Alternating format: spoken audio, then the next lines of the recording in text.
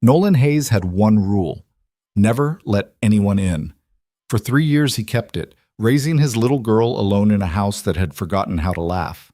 Then Elena Brooks moved in next door with her loud music and her stubborn kindness, and his 6-year-old daughter decided, without asking him, that this woman was going to stay. What Nolan didn't know was that one accidental moment at a town charity night would tear down every wall he'd built and force him to choose between the fear that had kept him safe and the love that might finally break him. If you make it to the end of this story, please hit that like button and leave a comment telling me what city you're watching from.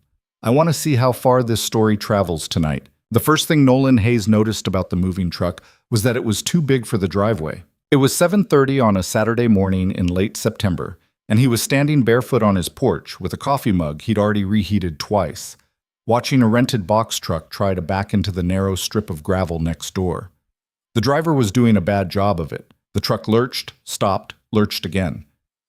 Somewhere inside the cab, a woman's voice was yelling directions that the driver either couldn't hear or was choosing to ignore. Nolan took a sip of his coffee. It was bitter. He'd forgotten the sugar again. "Dad," his daughter's voice came from behind the screen door. Lily was still in her pajamas, the ones with the moons on them that were getting too short in the legs. She had her cheek pressed against the mesh, one eye squinted shut like a sailor looking through a telescope. "Who's that?" "Somebody moving in." "To the Petersons' house?"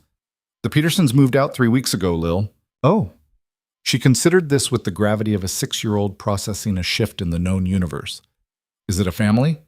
"I don't know yet." "Do they have kids?" "I said I don't know yet." He heard the squeak of the screen door, and then the small thud of her bare feet on the porch boards, and then Lily was beside him, her hand curling around 2 of his fingers, the way she'd done since she was 2 years old. She smelled like the strawberry shampoo he let her pick out at the grocery store, even though it was $3 more than the regular kind. She tilted her face up at him. "Can we go say hi?" "No." "Why?" "Because people don't like being bothered while they're unloading a truck." "But Miss Kathy at the library says neighbors are supposed to say, 'Welcome.'" "Miss Kathy at the library," Nolan said, "also says that everyone needs a library card, and you have 3. "That's because I keep losing them." "That's my point." Lily made a small sound that was half laugh and half protest, and Nolan felt the corner of his mouth twitch without permission. He steered her back toward the door. "Come on, breakfast. I'm making the good pancakes." "The ones with the bananas?" "The ones with the bananas." "Can I have 3? "You can have as many as you can eat without asking me to eat the last one for you." She gave him a look of serious betrayal, because that had happened exactly once, and he had apparently decided to let her carry the shame of it for the rest of her life. Then she disappeared inside, leaving the screen door to slap twice behind her. Nolan stayed on the porch for another minute. From where he was standing, he could see the woman now. She had climbed down from the passenger side of the truck and was standing with her hands on her hips, looking at the driveway like it had personally wronged her. She was maybe his age, maybe a little younger. Dark hair pulled up in one of those messy knots that looked like it had been done in 30 seconds and would somehow stay like that all day. A flannel shirt, the sleeves rolled to her elbows, jeans with paint on one knee. She was laughing at something the driver was saying through the open window, and her laugh carried all the way across the 2 lawns and the chain-link fence between them, loud and uncomplicated and completely without self-consciousness. Nolan went inside and closed the door. He'd bought the house on Maple Street 7 years ago, back when he was still married, back when the plan had been 2 kids and a dog, and a garage full of the kind of projects he'd dreamed about all through his 20s. He had gotten 1 kid. He had not gotten the dog. The garage had projects in it, but they weren't the ones he'd imagined, and the wife was gone, and the plan was gone. And what was left was this: a man and a small girl and a routine so carefully constructed that a stranger moving in next door felt, somewhere under his ribs, like a problem. He was a carpenter. Furniture, mostly.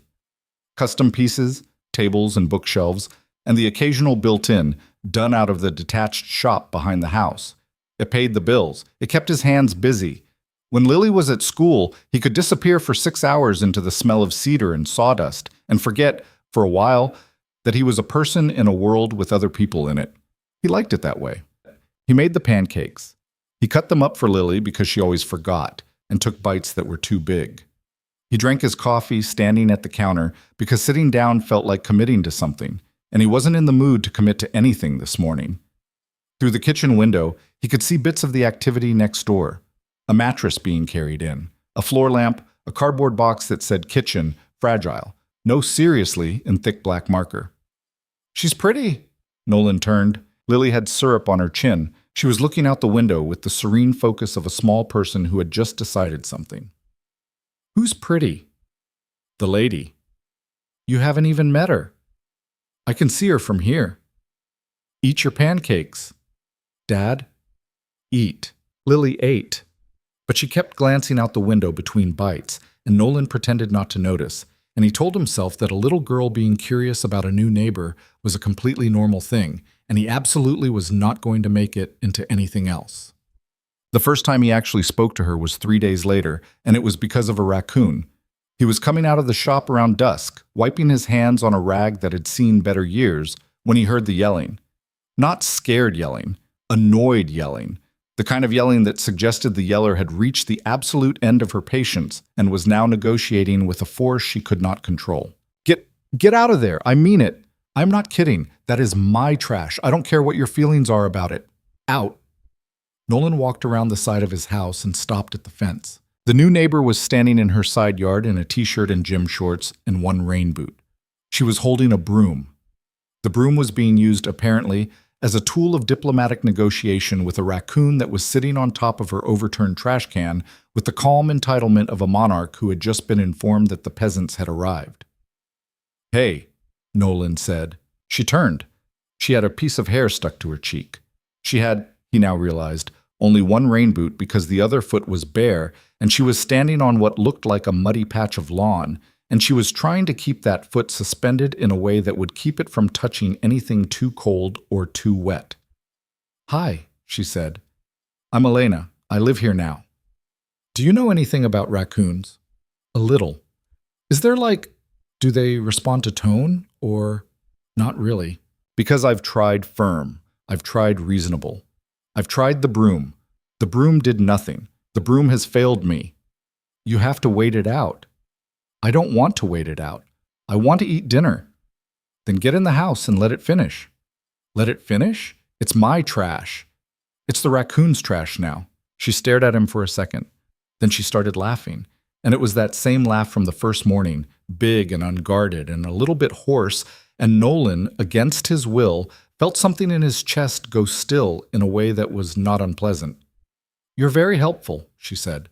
Thank you, truly. A masterclass in neighborly assistance. Go inside, Elena. You remembered my name. You said it 12 seconds ago. Still. She tipped the broom in what might have been a salute and limped back toward her porch, one boot on, one foot lifted, and Nolan stood at the fence for longer than he needed to and watched her go. When he turned around, Lily was standing on their back steps in her school clothes, staring at him with her arms crossed. What? He said. Nothing. Don't say nothing like that. What? I didn't say anything. Your face said something. My face just lives on my head, Dad. She went inside. Nolan wiped his hands on the rag again, even though they were already clean, and stayed outside until the raccoon finished its dinner and waddled, bored, into the hedge. After that, it was hard to avoid her. She was the kind of person who waved. Not a polite wave. Not a neighborly acknowledgement. A real wave. Every single time, big and full-armed, like she was trying to flag down a boat. She waved when he was taking out the recycling. She waved when he was carrying lumber from his truck. She waved when he was just standing on the porch drinking coffee, which was most mornings. And she waved even when he only half lifted his hand back, which was all he ever gave her. Lily, meanwhile, had committed treason. It started with the cookies. Elena had brought over a plate of cookies on the Saturday of her second week, the kind of gesture Nolan thought people stopped doing around 1987, and Lily had answered the door because Nolan had been in the shop. And by the time he'd come inside, Elena was sitting at his kitchen table drinking tap water out of one of his chipped mugs and explaining to Lily how to make cookies that didn't come out flat. The butter has to be cold, she was saying. Not room temperature, cold. Everyone tells you room temperature and they are wrong, and I will die on this hill. What hill? Lily said. It's an expression, sweetheart. It means I really believe it. But there's no actual hill. There is not, no. Then why? Nolan cleared his throat. Both of them looked up. Hi, Elena said. She did not stand up. She did not look particularly sorry. Your daughter let me in. I brought cookies. I'm leaving in a second, I swear. You don't have to leave. He didn't know why he said it. It came out before he had a chance to inspect it, and once it was out, he couldn't pull it back. And Elena smiled at him with the warm, surprised expression of someone who had expected a door and found a window. Okay, she said. I won't. Lily beamed. Nolan, who had spent 3 years getting his life down to a shape he could carry, understood in that moment that the shape was about to change. He didn't know how much yet. He didn't know in what direction. He just knew it, the way he'd known, back when he was 23 and standing on the porch of a house he couldn't afford, that the life he was about to sign up for was not the one he'd been raised to expect. He pulled out a chair. He sat down. He ate a cookie. The cookie was, aggravatingly, very good. Where's her mom? Elena asked it 2 weeks later, in his driveway, on a Tuesday evening, while Lily was inside doing her reading homework, and the sun was doing that thing it does in early October where it goes gold and slow and makes everything look like a memory. Nolan was under the hood of his truck. He'd been trying to figure out why the driver's side headlight kept flickering, and he had a wrench in his hand and grease on his forearm, and the question caught him with no time to arrange his face. He kept his head down. She's not around. Not around like not around. He heard Elena shift her weight. She was leaning on the front bumper. She'd come over to return a casserole dish that Lily had given her 2 weekends ago, full of brownies, and she had somehow not left yet. I'm sorry, Elena said. That was a nosy question. I shouldn't have. It's fine. It's not fine. I'm sorry. She left. He didn't mean to say it. He hadn't said those words out loud to another adult in almost 2 years. The ones who knew, knew. The ones who didn't know, didn't ask. That was the arrangement he had with the town, the silent one, the one that had let him keep breathing after the whole thing caved in. And now here was this woman in his driveway on a Tuesday evening, with her hair in that same messy knot and her arms crossed over a cardigan that was too big for her. And she had asked him a question, and he had answered it. He straightened up. He closed the hood. She left when Lily was 3, he said. I don't know where she is now. Last I heard, Arizona. We don't talk about it. Lily doesn't really remember her, and I'd prefer to keep it that way until she's old enough to ask her own questions. Elena nodded. She didn't say anything for a second. Okay, she said finally. Thanks for telling me. I won't bring it up again. Thank you. Can I ask one more thing? Elena, is she a good kid? Like, actually, because she seems like a really good kid, and I don't want to assume, but she's a good kid. Okay, good. That's what I thought. She handed him the casserole dish. Their fingers touched for half a second. Nolan did not think about it. He absolutely did not think about it. He went inside and heated up leftover spaghetti and helped Lily with a word problem about apples and did not think about it the entire rest of the night, which was how he knew already that he was in trouble. The 3rd Saturday of October was cold, and the leaves on Maple Street were turning, and Lily was going through a phase where she wanted to tell stories at dinner. There's a boy at school named Mason, she announced, stabbing a green bean with what Nolan considered unnecessary force. He said his dad has a motorcycle. Okay. He said it goes 100 miles an hour. It doesn't go 100 miles an hour. He said. Kids lie, Lil. Why? Sometimes because they want things to be more exciting than they are. Lily chewed. She had the look on her face that she got when she was working up to something. The look that meant she was going to try to get a thing she wanted by framing it as a thing he wanted. Miss Elena said she might come to the charity thing. The what? The charity thing, at the square, for the food bank. She said, everyone's going. Everyone is not going. She said you should come too. Nolan set his fork down. She said that. Yeah, she said it's a fun night and she doesn't want to go alone because she doesn't know that many people yet, and she said maybe you and me could come and hang out with her. Lily. What? Don't make plans for me. I didn't make plans. I said maybe. Maybe is a plan. Maybe is not a plan. Maybe is a maybe. He looked at her. She looked back at him with her enormous brown eyes and her syrup-stained mouth and the small, shrewd expression of a 6-year-old who had figured out sometime around her 5th birthday that she could get further in negotiations with her father by being logical than by being cute. "I'll think about it," he said. "That means yes. That means I'll think about it." "That's what you say when you mean yes." "That's what I say when I mean I'll think about it." "Okay," she said cheerfully. "You mean yes." She went back to her green beans. Nolan stared at his plate for a long moment.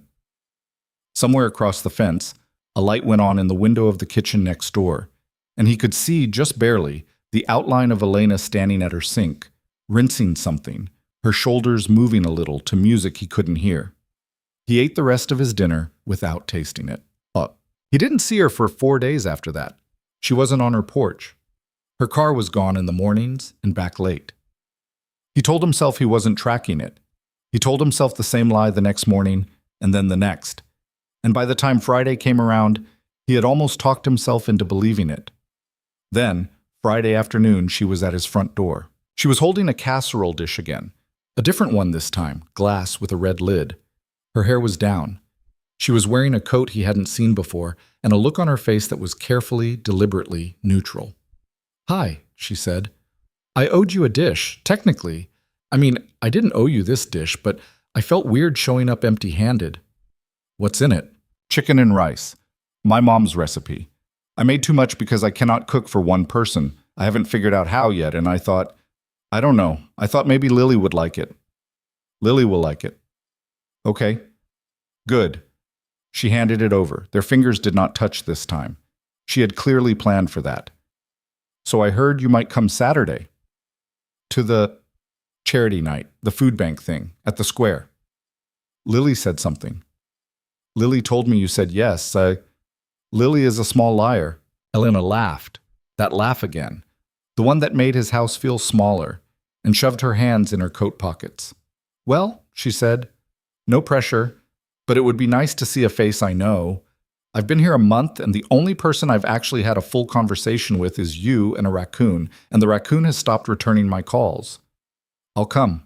It came out before he weighed it, before he factored it, before he ran the thing through the careful machinery he'd built in the last 3 years for deciding whether or not a thing was worth doing. Her face did something, just for a second. A small, surprised softening, like she hadn't expected him to say yes that easily, and then she put it away and nodded and stepped back. "Okay," she said. "Good, I'll see you there." "Yeah. Bring Lily." "I was going to." "Right, obviously. Okay, bye, Nolan." "Bye, Elena." She went down his steps. He watched her cross the lawn. He watched her disappear into her house. He stood at the door with a casserole dish in his hands and the smell of butter and thyme coming through the lid, and a feeling in his chest that he hadn't felt in a very long time and didn't quite have a name for. He turned. Lily was standing at the top of the stairs in her sock feet, holding her stuffed rabbit by one ear. "Was that Miss Elena?" "Yes." "Are we going to the charity thing?" "Yes." Lily smiled the smile that had been ruining him since the day she was born, wide and unguarded and completely confident in the world's good intentions. "Okay," she said. "I already picked my dress." Saturday came cold and clear. Nolan put on a button-down shirt that he almost never wore and jeans that were not his work jeans, and he spent a suspicious amount of time in the bathroom mirror making sure his hair didn't look like he'd tried. And then he looked at himself and felt, briefly, like a fool. Lily wore a green dress with white flowers on it. She wore the dress with her red winter boots because she had opinions and those opinions were not negotiable. And she insisted on bringing her stuffed rabbit inside her coat because the rabbit, she explained, had also never been to a charity event. The square was strung with lights. There were folding tables along the sidewalk, hot chocolate and apple cider, and a bake sale that looked like it had been assembled by a committee of people who all secretly hated each other. A small stage had been set up in front of the bandstand. A local bluegrass band was playing. The mayor was standing near the cider table in a sweater vest, talking to a woman Nolan vaguely recognized from the hardware store. Elena was standing near the stage when they found her. She was in a navy blue dress under her coat, and her hair was up again, but a different up than usual, careful and neat. And when she saw them coming, her whole face changed. "You came," she said. "I said I would. I thought Lily might have strong-armed you." "She did. A little. I did not, Lily said, offended. She did, Nolan said. Hi, Lily. You look beautiful. Thank you. This is Mr. Bunny. He's never been to a charity thing. Well, we'll have to make sure he has a good time. Lily beamed. Elena looked up at Nolan, and for a second there was nothing between them but the cold air and the blue grass, and a question that neither of them had the nerve to ask out loud. Then someone tapped a microphone. 3 sharp thuds. All right, folks, a voice boomed through the speakers. It's that time of the night, the part y'all come for, or the part y'all hide from, one or the other. Couples challenge, up on the stage, we need 4 pairs. Any brave souls, come on now, don't make me come find you. Lily's head snapped around like a hunting dog. You and Miss Elena should do it. Absolutely not. Dad? No. It's for the food bank. Lily. You told me we should always help the food bank. I didn't say to humiliate myself for the food bank. Please, please, please, please. Elena was laughing. Actually laughing. One hand over her mouth. She's good, she said. She's really good. Has she considered law school? Don't encourage her. Nolan, it's for the food bank. Don't you start. Come on, what's the worst that could happen? He looked at her. She was looking at him with that grin, the one that was mostly mischief and a little bit something else, and Lily was tugging his hand and bouncing on her toes, and the bluegrass band had started playing something faster, and the mayor was waving people toward the stage, and somewhere in the logical part of Nolan's brain, the part that had spent 3 years keeping his life small and safe and survivable, an alarm was going off. He ignored it. Fine, he said. Fine, fine. 1 challenge, 1. And if I hate it, I'm leaving. Deal. She grabbed his hand. She just grabbed it, like they'd been holding hands their whole lives, and she pulled him toward the stage, and Lily clapped so hard her rabbit fell out of her coat, and Nolan, for the first time in a long time, felt something that was not fear and not grief, but something else. Something that lived in between, something that felt dangerously close to wanting. He did not know, yet, what was going to happen on that stage. He did not know that in about 9 minutes he would be standing under strings of Edison bulbs with Elena Brooks's face closer to his than any woman's face had been in 3 years, and that the distance he had so carefully maintained was about to collapse, and that the part of his life he thought he had buried was about to come walking back up out of the ground. He only knew as he climbed the 2 wooden steps onto the stage that Elena's hand was warm, and that Lily, from the front row, was watching them with the satisfied expression of a general whose plans were proceeding at last exactly as she had hoped. The stage was smaller than it looked from the ground. That was the first thing Nolan noticed when he stepped up onto the plywood platform with Elena's hand still in his. The second thing he noticed was that he could see very clearly every face in the first 3 rows, and every face in the first 3 rows was looking at him. The mayor was at the microphone, wearing the exhausted grin of a man who had been volunteered into public speaking 1 too many times. All right, we got 4 pairs, 4 brave pairs. Give them a hand, folks, because nobody else was raising theirs. A scatter of applause. Somebody whistled. Lily was in the front row, sitting on the shoulders of Elena's own contribution to the evening, which was to say, on Elena's cousin's husband, a tall man named Rick, whom Elena had apparently drafted into babysitting duty the second she'd realized her daughter's dad was being dragged on stage. Lily was waving Mr. Bunny over her head like a flag. Nolan was going to have words with both of them later. He did not know, in that moment, which one he was more annoyed at, Lily or himself. The challenge, the mayor said, reading off a laminated card, is a 3-parter. Part 1. And listen close now because Reverend Dawson wrote the rules and he was not messing around. Part 1. You each get a blindfold. One of you is going to wear it and the other one is going to talk you through an obstacle course. And I use that word generously because the obstacle course is 6 folding chairs and a cardboard box. Part 2. After that, you switch. Part 3, which we're calling the grand finale because it sounds fancier than it is, y'all are going to take turns feeding each other pie. Without using your hands. I know. I didn't write it. Don't look at me. Somebody in the audience laughed hard enough to start coughing. Elena turned to him. She was still holding his hand. She had not let go since she'd grabbed it on the ground, and it occurred to Nolan that either she hadn't noticed or she had noticed and didn't care. and he was not sure which answer he wanted to be true. "Listen," she said quietly. "If you want to bail, bail now. I'll tell them you got a call about Lily." "I'm not bailing. You hate this." "I hate this a normal amount. That's a lie, and you know it." "Elena." "What?" "We're doing the chairs." She grinned. It was a small, private grin meant just for him, and it made the bluegrass and the cold and the row of staring faces go a little softer at the edges.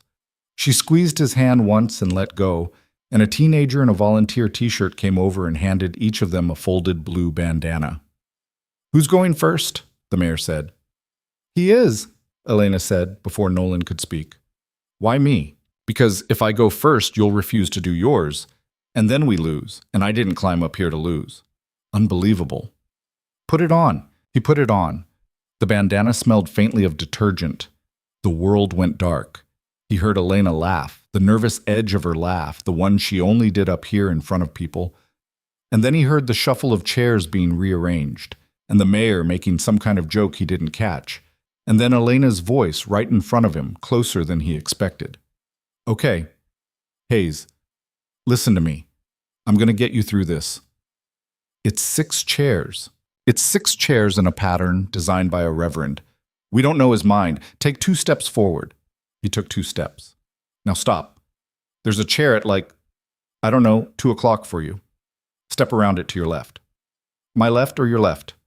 "Nolan, we are facing each other. It's the same left." "It's not, actually." "Oh my God." "My left. Step to my left. Go." He stepped. His knee brushed something wooden and unsteady. The crowd made a noise that was half warning, half delight. Elena laughed. "You almost killed a chair. Keep going. 3 more steps. There's a box." "Where's the box?" "It's directly in front of you. Directly. Like, lift your leg. You're about to kick it." He lifted his leg. His foot hit cardboard. The crowd cheered. "See," Elena said, "I'm a very good navigator." "That is not what this is." 2 more chairs. Go right. My right. You're right. Everybody's right. He went right.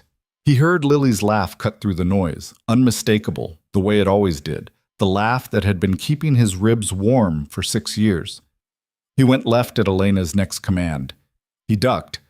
There was apparently a low-hanging string of lights that nobody had warned either of them about, and Elena swore under her breath and pulled him sideways by the elbow, and then her hand was on his chest, flat, just for a second, to stop him. "There," she said.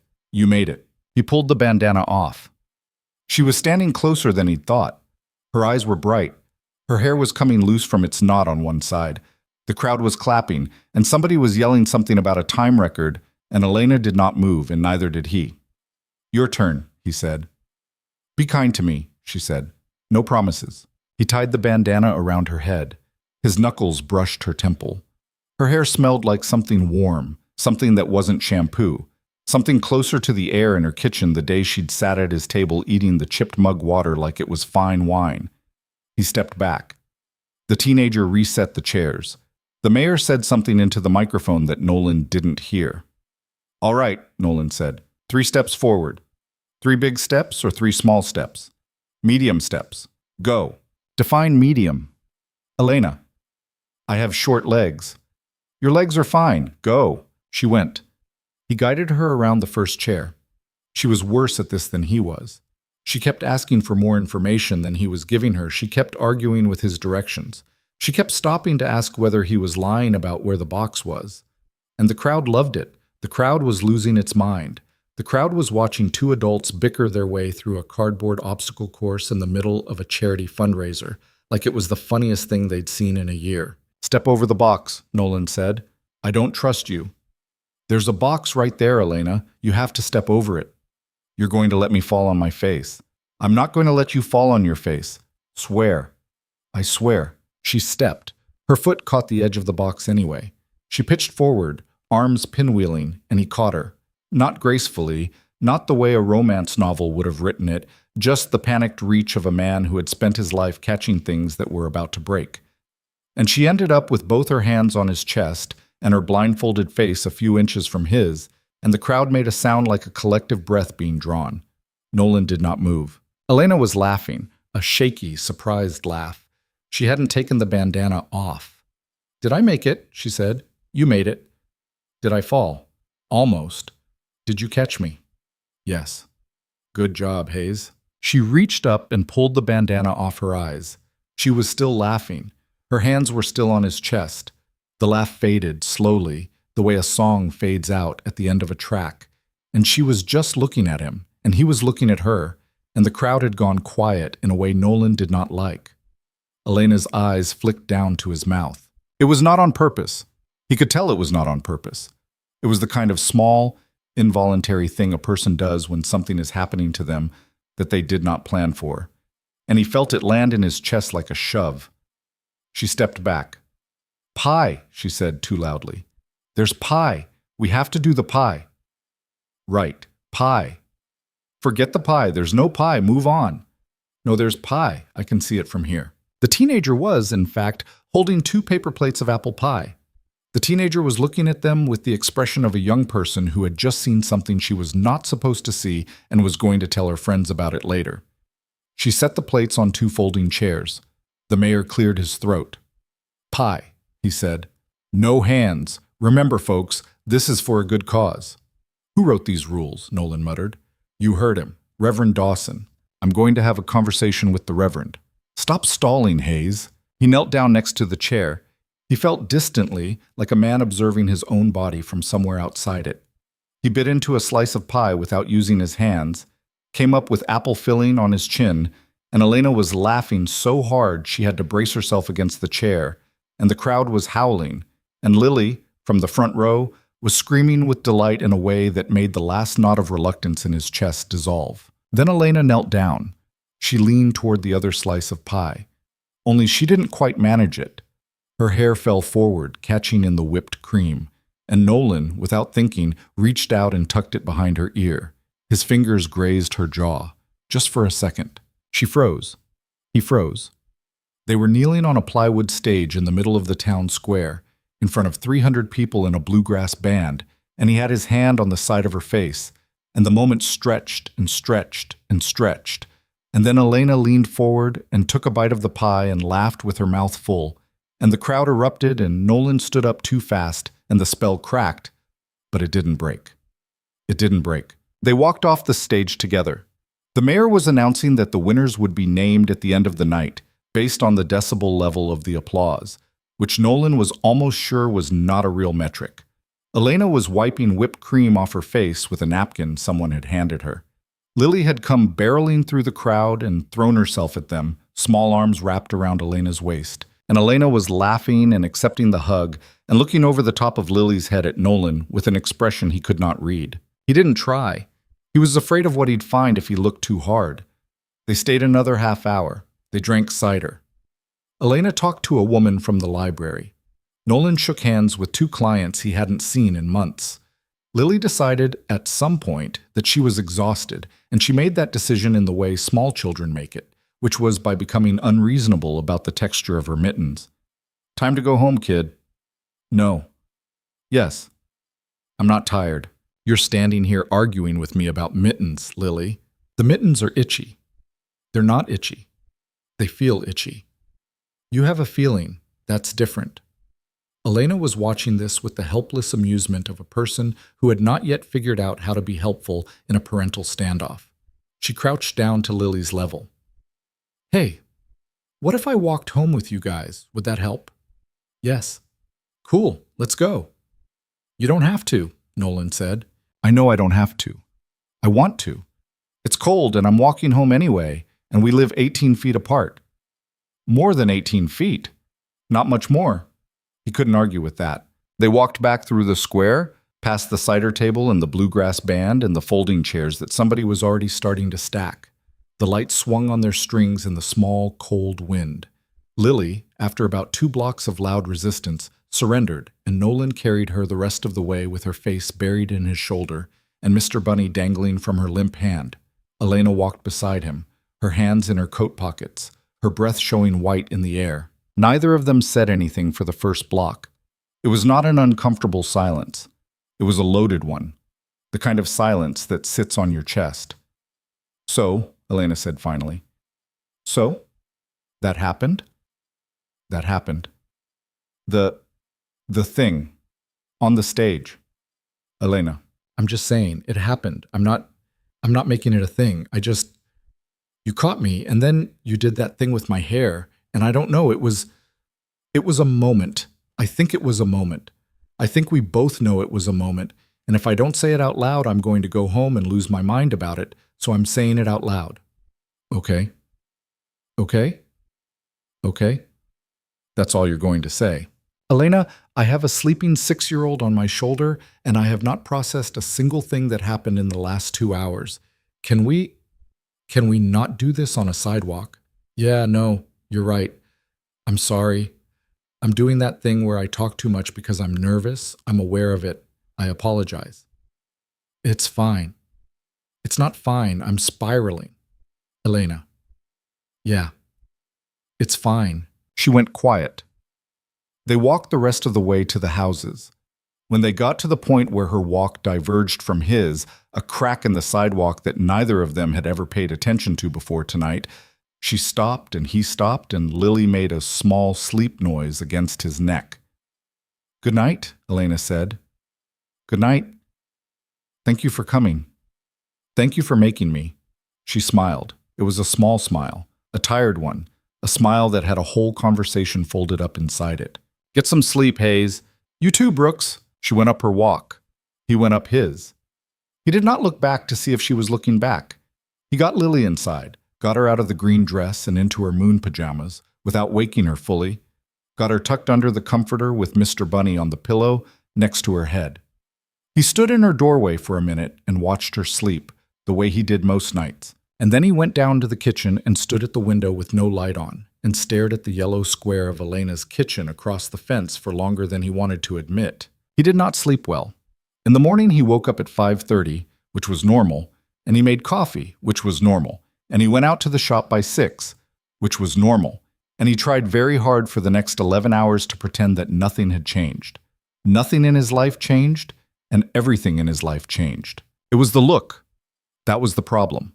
It wasn't the stage, it wasn't the pie, it wasn't even the moment he'd caught her, though that had certainly not helped. It was the look she'd given him at the crack in the sidewalk, that small, tired smile, the one that said, "I saw you, and I am not going to pretend I did not see you."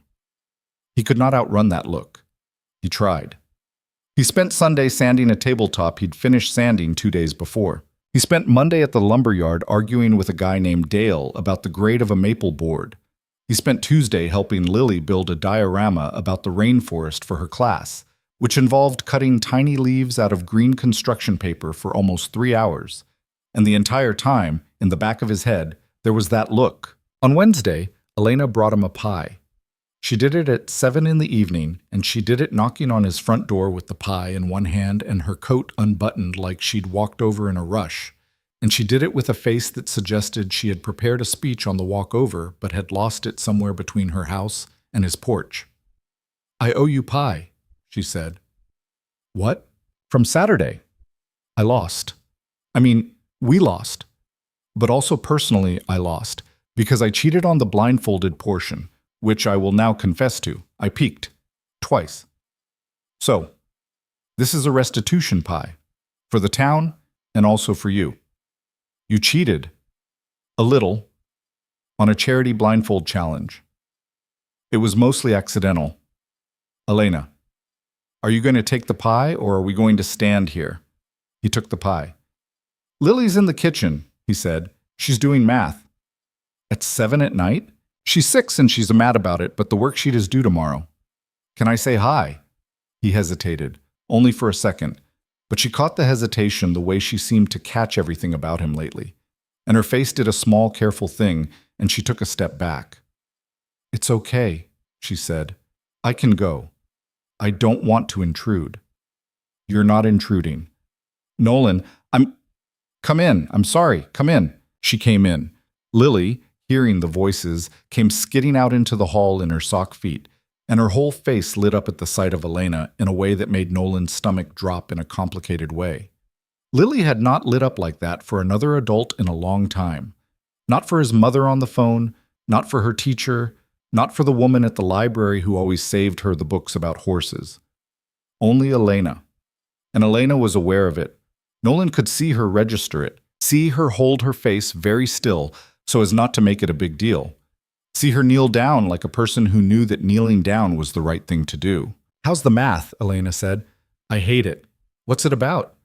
"Subtraction. Subtraction is the worst one." "Thank you." "I'm serious. Addition is fine. Multiplication is fine. Subtraction is sneaky. Subtraction lies to you." "That is what I am saying." Elena looked up at Nolan with a grin that was part apology and part triumph. He shook his head at her, not quite smiling, and went into the kitchen to put the pie on the counter. When he came back, Elena had Lily's math worksheet on her lap and was arguing, with great seriousness, that the number 7 had a personality problem. He let it happen. He let it happen for an hour. Elena did the math with Lily. Then Elena read half a chapter of a book about a girl and a dragon, which Lily had chosen from her shelf with the kind of careful deliberation a small child uses when she is trying to keep a good thing going. Then Lily fell asleep with her head on Elena's shoulder on the living room couch.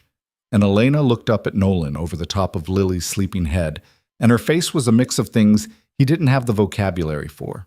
"You okay?" he said. "Yeah." "You sure?" "Yeah, I don't usually, kids, I don't really, this is new for me." "Okay." "I like her a lot." "I can tell. I don't want to mess anything up for her. I know whatever is going on, whatever this is, I know you have to be careful about her.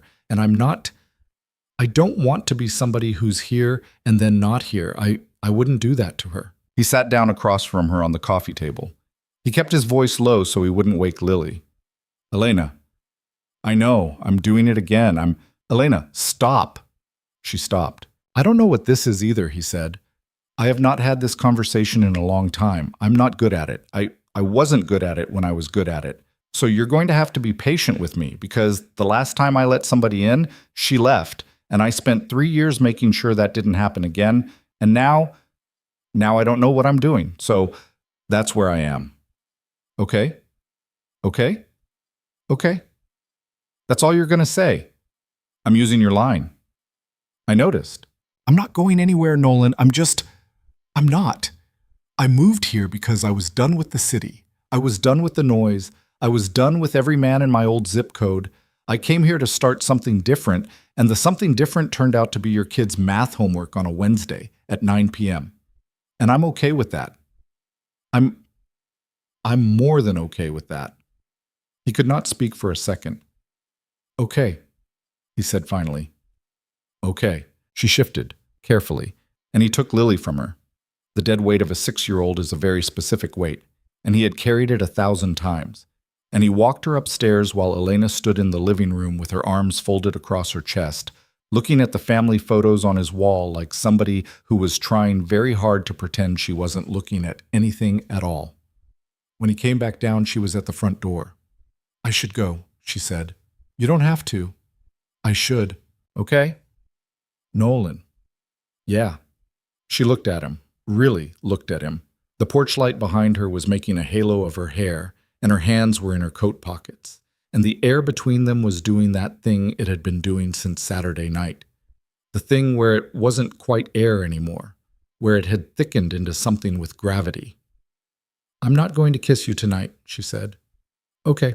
"Not because I don't want to. I want to. I really want to.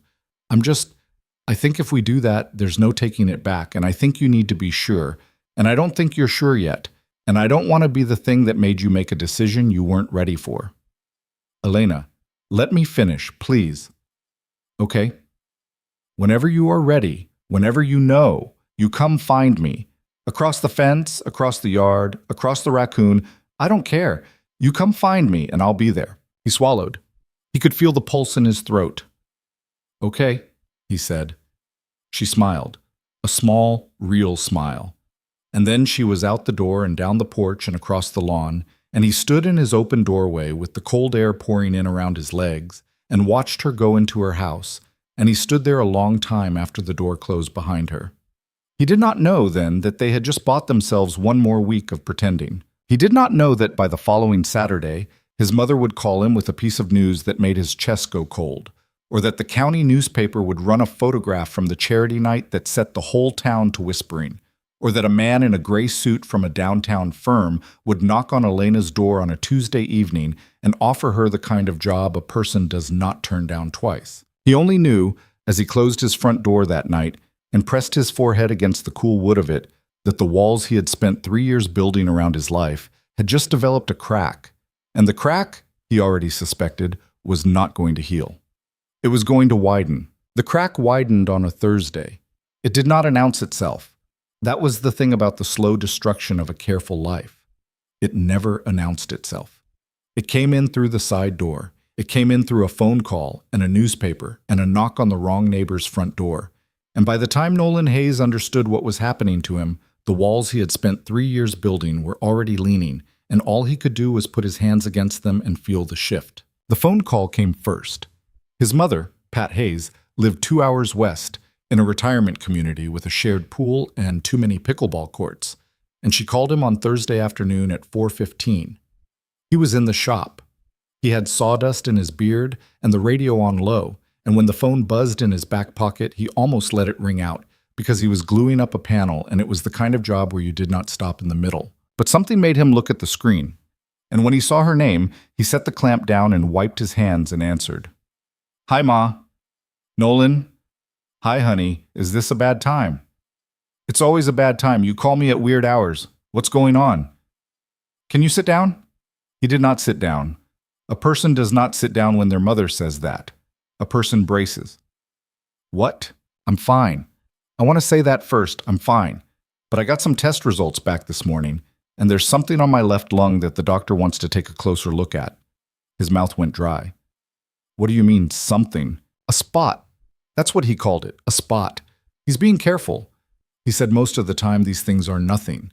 But he wants me to come in for a biopsy next week, and I didn't want to tell you over the phone, but I also didn't want you to find out from your sister, who is already losing her mind, so..." "Ma, it's probably nothing." "Ma, stop. Just let me breathe for a second." "But..." He walked to the shop door. He opened it. He walked out into the cold October afternoon with the phone pressed hard against his ear, and he stood on the gravel path between the shop and the house and stared at the bare branches of the maple in the back corner of the yard. And he tried very hard to pretend that his heart was not doing what it was doing. 3 years ago, his father had died of a heart attack in a grocery store parking lot. 3 years ago, 7 months later, his wife had left. 3 years ago, he had come within one bad night of coming apart entirely, and the only thing that had kept him stitched together was the fact that a 2-year-old child could not raise herself and was counting on him to keep showing up. He had made a promise then, not to his mother, not to Lily, to himself. He had promised himself that he was not going to care about anything that could be taken from him again. He was going to love his daughter. He was going to work. He was going to keep the house standing. He was not going to build any new rooms onto his life that could be burned down. And now there was a woman next door who had been slowly, carefully picking the locks on every door he had bolted shut, and there was a spot on his mother's lung, and the universe, it turned out, had not gotten the memo about his promise. "When's the biopsy?" he said. "Tuesday. I'll be there. You don't have to..." "Ma, I'll be there." "What about Lily?" "I'll figure it out. You always say that, and I always figure it out." She started crying. Not hard. Just a little. The quiet way she cried when she was trying not to let him hear it, and he stood in his backyard with his free hand against the cold siding of his house and let her cry, because there was nothing else he could do. And after a while she said she loved him, and he said he loved her too, and she hung up. He stood there for a long time after that. The shop door was still open. The radio was still on, playing something country and old. A squirrel moved in the maple. Somewhere across the fence he could hear Elena's back door close. The particular small slam it made, the slightly off-kilter sound of a house where the hinges were not quite hung right, and he did not turn and look. He could not. If he turned and looked, he was going to walk across the fence, and he was going to do something he was not ready to do, and then it was going to be one more thing to lose. He went inside. He picked Lily up from the after-school program. He made her macaroni and cheese because she had been asking for it for 3 days, and he did not have it in him to argue tonight. He did not tell her about her grandmother. He sat across the table from her while she invented elaborate stories about the lives of her noodles, and he smiled at the right moments, and he did not tell her anything. And when she went to bed at 8:30, he sat on the edge of her bed longer than he usually did and watched her fall asleep. Then he went downstairs and stood in the kitchen and did not cry, and he did not call Elena, and he did not do anything at all except exist, which on some nights, he was learning, was the hardest thing a person could do. The newspaper came Friday. The Maple County Gazette was a 12-page weekly, mostly obituaries and school lunch menus and a middle section that somebody's aunt ran called Around the Square. Nobody under the age of 40 read it. Everybody over the age of 40 read it with religious intensity, and they read it together, in diners and at church breakfasts and in the lobby of the single dentist in town, and the Around the Square column was the part that caused all the trouble. That Friday morning, on page 6, there was a photograph. It had been taken at the charity night. Nolan did not know who had taken it. Some volunteer with a camera, probably, or a staff photographer who'd been wandering the event for B-roll. It had been cropped tight. It showed two people kneeling on the edge of the stage in the warm yellow light of the Edison bulbs. One of them was Elena Brooks. One of them was him. His hand was on the side of her face. Her hair was caught behind her ear where he had just tucked it. They were both looking at each other as if the rest of the world had stopped mattering. The caption read in italics, "Local carpenter Nolan Hayes and new neighbor Elena Brooks share a moment during Saturday's food bank benefit." Cupid, it seems, was on the volunteer list. Nolan found out about the photograph because Mrs. Carver at the diner told him about it. He had gone in for coffee at 7. He did this most Fridays, a to-go cup, a quick nod at the cook, nothing more. He did not sit down. He did not engage.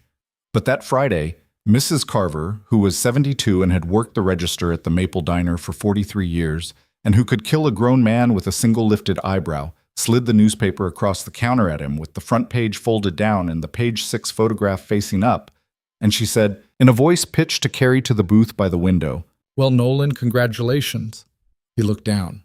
The photograph stared back, his hand on her face. "Who?" "Page 6, middle column, cute caption. Who writes that, by the way? Is it still Doris? Doris always did have a streak." "Mrs. Carver." This is... The whole town's seen it, hun. I'm not telling you anything you won't hear 6 more times by lunch." He closed the paper. He paid for his coffee. He left a larger tip than usual because he didn't know what else to do with his hands. He walked out of the diner into the cold morning with the paper rolled up under his arm, and he stood on the sidewalk for a minute and tried to get his breathing to slow down, and he thought, with a clarity that surprised him, "This is going to cost me something." He did not know yet what. He drove home. He sat in his truck in his driveway for a long time. When he finally looked up, Elena was standing on her porch in a hoodie and pajama pants, holding a coffee cup, looking directly at his truck. She had a newspaper in her other hand. He rolled down his window. "You saw it," he said. "I saw it." "Okay. How are you?" "I don't know." "Yeah." "Come over," he said, before he could think about whether that was the right thing to say. She came over. She crossed the 2 lawns barefoot because she had not put shoes on, and she did not seem to notice the cold until she was halfway across, and even then she just made a small face and kept coming. She climbed into the passenger side of his truck because it was closer than the house, and she sat with the newspaper in her lap and the coffee cup clutched in both hands, and she did not say anything for a second. "Mrs. Carver told me," he said. "Mrs. Klein told me." "Who's Mrs. Klein?" "I don't know. She works at the post office. She smiled at me. She did that knowing smile. And I said hi, and she said, 'Oh, honey.' And then she pointed at the newspaper rack, and I went and looked, and yeah. She laughed a little. It was not a happy laugh. It was the kind of laugh a person makes when they have run out of other responses to a situation, and he felt it in his chest the way he felt her laugh now, as a small landslide. "Is this a disaster?" she said. "It's not a disaster." "Is it not, though?" "It's just a photograph, Elena."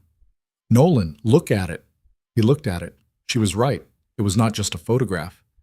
"It's a small town," he said finally. "I know. People talk. I know.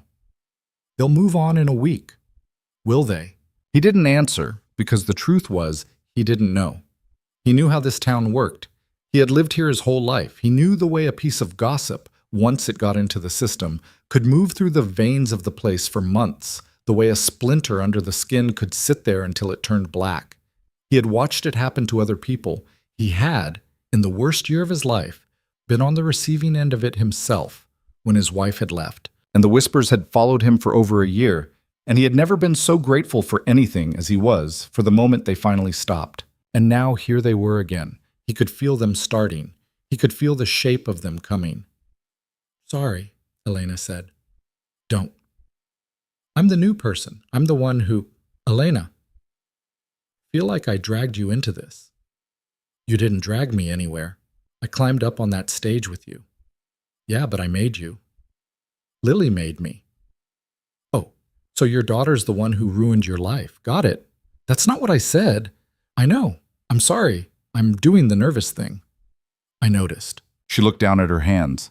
The coffee was steaming in the cold truck cab. Outside, a school bus pulled up at the corner, and Lily was running down the driveway with her backpack half-zipped and her shoelaces untied. And Nolan rolled the window up fast and lifted a hand, and Lily waved back and climbed onto the bus. And he watched her go and was grateful, for a small moment, that she was 6 and nobody was going to read her the Around the Square column over breakfast. "My mom called yesterday," he said. "Okay." "They found a spot on her lung. She has to go in for a biopsy on Tuesday. I have to drive out there." Elena's whole body turned toward him in the passenger seat. "Nolan, I don't know what it is. The doctor said it's probably nothing. He said most of the time these things are nothing. But I am not in a great place with the word, probably right now." "Yeah. I haven't told Lily." "You shouldn't, not until you know." "That's what I thought." "Who's watching her on Tuesday?" "I don't know. I was going to ask Janet up the street. Her kids go to the same school. But Janet's—" "I'll do it." "Elena, I'll do it. I work from home. I can rearrange some things. I'll pick her up from school, and I'll make her dinner, and I'll do her homework with her, and you go be with your mom, and you don't worry about it." That's a lot to ask." "You're not asking. I'm offering. There's a difference, Hayes." He did not have an answer for that. He looked down at the newspaper in her lap. He looked at the picture of his own hand on the side of her face, the picture that was at this moment being looked at by every person in this town who had a newspaper subscription and a working pair of eyes. And he thought, with the exhausted honesty of a man who had been up most of the night, that he did not care anymore.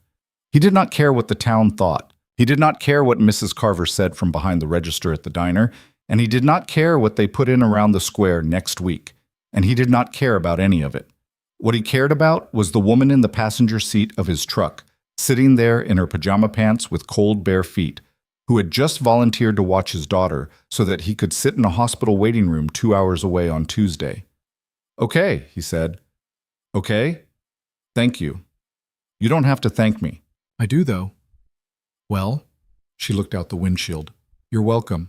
He wanted to say something else. He wanted to say the thing he'd been trying not to say for a week, the thing she'd told him to come find her about. But he looked at her face in the gray morning light, and he saw how tired she was, how careful, how aware of the weight of what was sitting between them, and he knew it was not the right moment.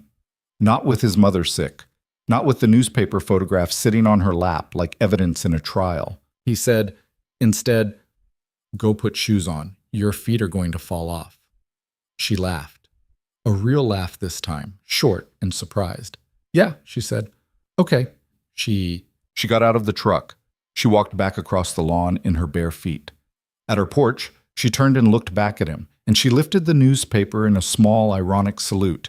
And then she went inside, and Nolan sat in his truck with his hands on the wheel and his forehead against the cold edge of it, and breathed out the first full breath he'd taken since his mother had called. Tuesday came too fast and too slow.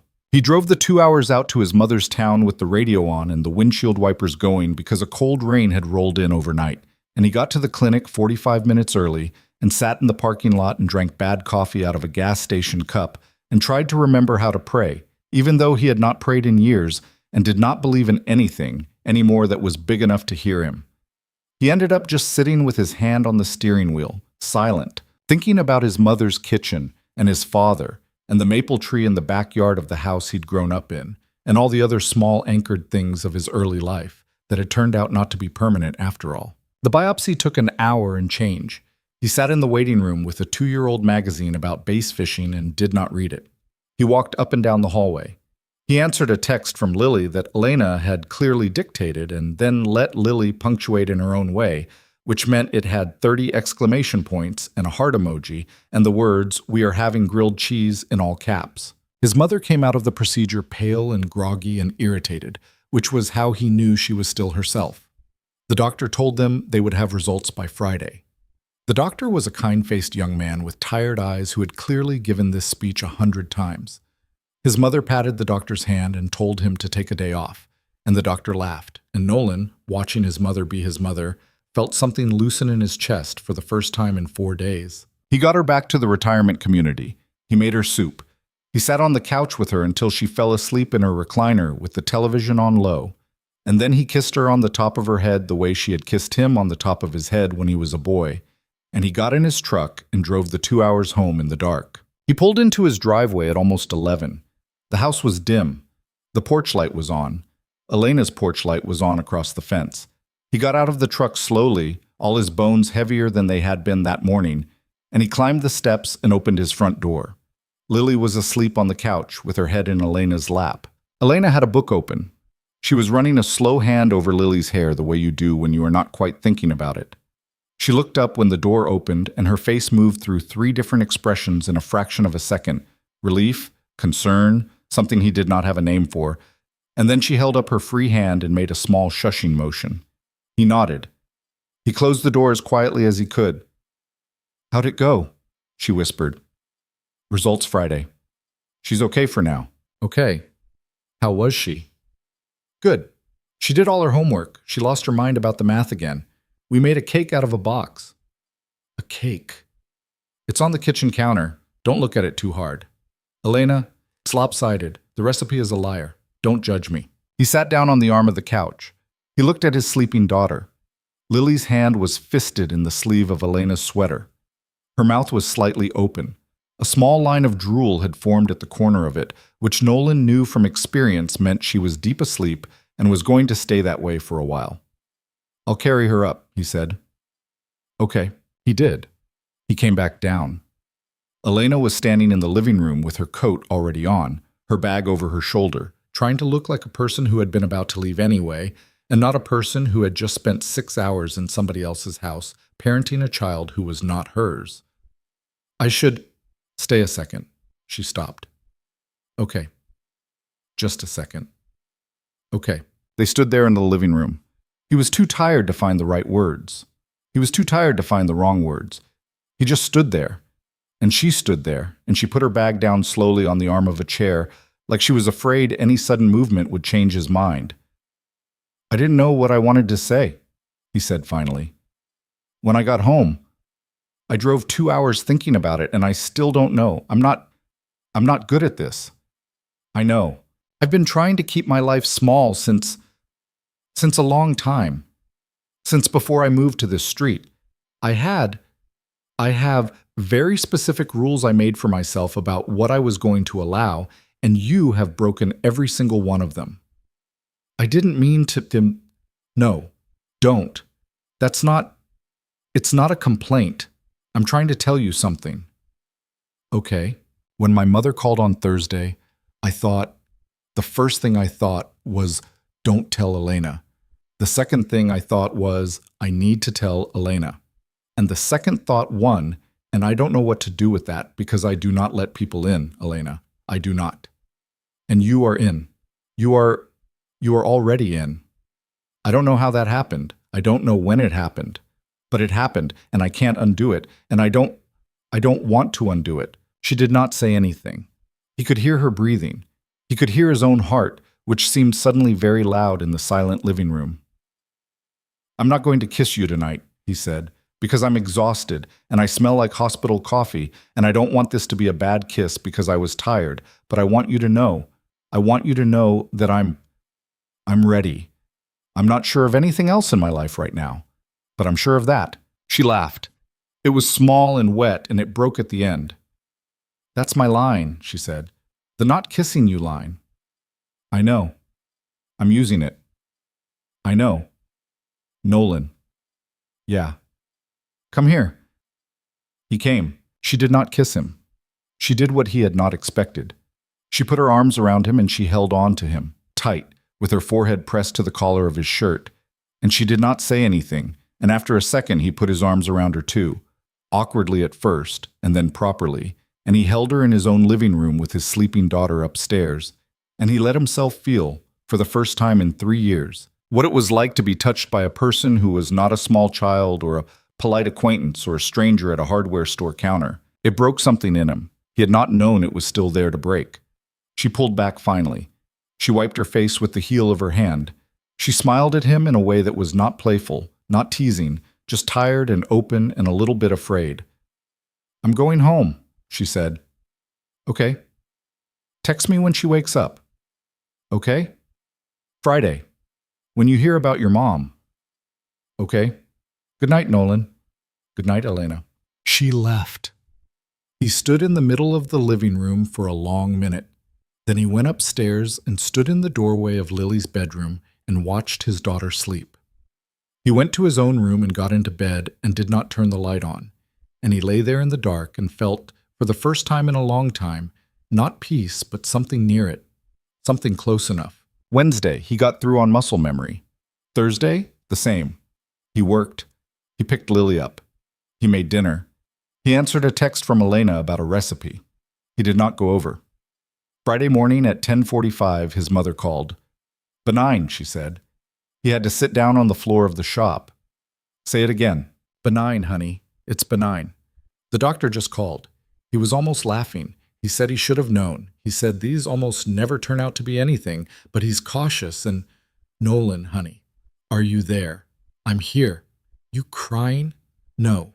You're crying." "I'm not." "That's all right. I'm crying too." He sat on the floor of his shop with sawdust in the knees of his jeans and his phone pressed to his ear, and for the first time since Thursday of the week before, he felt like he could stand up without the ground moving under him. He called Elena. She picked up on the second ring.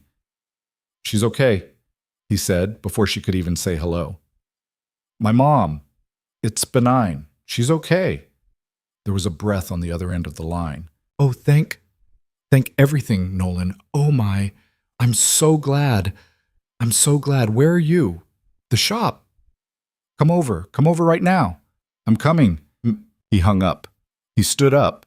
He walked across the 2 lawns with sawdust still on his jeans, and he did not knock, because Elena had told him weeks ago that he never had to knock, and he pushed open her back door, and she was standing in her kitchen with a dish towel over one shoulder and her hair down, and she turned when she heard him come in, and she was already laughing and already crying at the same time. He crossed the kitchen in 3 strides, and this time he did kiss her. He did kiss her, and he did not apologize for it, and he did not think about it, and he did not factor it through the careful machinery he had built for the last 3 years, because the machinery was gone. The machinery had broken down on the floor of his shop when his mother had said benign. The machinery had been dying for weeks, and he kissed her with his hands on either side of her face and her hands gripping the front of his flannel shirt. And it was not a clean kiss, and it was not a graceful kiss, and it was not the kind of kiss that got written about in books. It was the kind of kiss a person gave when they had almost lost someone they loved and had remembered, in the almost losing, how much there was still to hold on to. When they pulled apart, Elena was laughing into his shoulder. You smell like sawdust," she said. "I'm sorry."